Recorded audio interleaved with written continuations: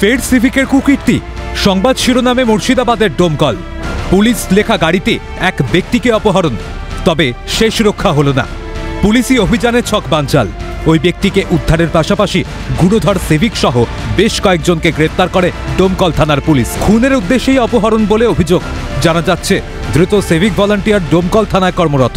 আমাদের মুদিখানার দোকান আছে, দোকানে আপনার 2 মিনিট সেকেন্ড টাইম লাগে নকে তুলতে, মারধর করে, হাতে সব লাঠি ছিল, মারধর করে পুলিশের স্টিকার লাগানো আছে গাড়িতে।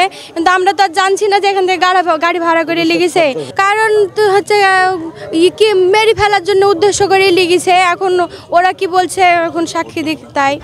পরিবার সূত্রে খবর, নিজের দোকানেই বসেছিলেন ডোমকলের বাসিন্দা লালচাঁদ মণ্ডল।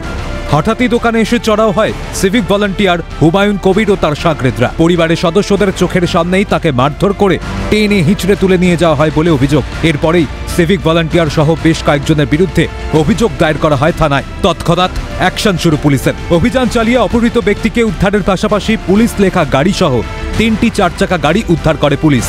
পুলিশের ছদ্মবেশে যেই জোর জবরদস্তি দোকান থেকে টানতে টানতে বের করে মারধর করে বের করে নিয়ে এসছে। হ্যাঁ, আমার দেওয়া ছিল, আমরা সবাই ছিলাম।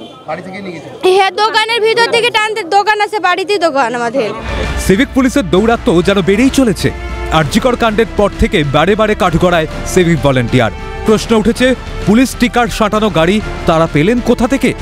নাকি ব্যক্তিগত গাড়িতেই পুলিশের স্টিকার লাগিয়ে প্রভাব খাটানোর চেষ্টা? রক্ষকের ভূমিকায় ভক্ষক। বিজেপির কটাক্ষ, বাংলায় সিভিক ভলান্টিয়াররা তৃণমূলের কর্মী হিসাবে কাজ করে এবং অসামাজিক কাজের সঙ্গে যুক্ত, তা আরও একবার প্রমাণিত হলো। যদিও তৃণমূলের তরফে মেলেনি কোনো প্রতিক্রিয়া। আজকে আবারও প্রমাণিত হলো যে বাংলায় সিভিক ভলান্টিয়াররা তৃণমূলের কর্মী হিসাবে কাজ করে। প্রশাসনের অধীনে কাজ করা এই সিভিক ভলান্টিয়াররাও আজকে সমাজের সমস্ত রকম যে ধরনের কাজ, যে ধরনের অসামাজিক কাজ, সেই কাজের সঙ্গে যুক্ত। অপহরণের নেপথ্যে ব্যক্তিগত শত্রুতা নাকি অন্য কোনো কারণ, তা জানার চেষ্টা করছে পুলিশ। তদন্তে নেমে মোট 8 জনকে গ্রেফতারের পাশাপাশি আরও কেউ জড়িত আছে কিনা তা জানতে চলছে জিজ্ঞাসাবাদ। মুর্শিদাবাদ থেকে ইকবাল হোসেন ও মৃন্ময় গোস্বামীর রিপোর্ট, ক্যালকাটা নিউজ।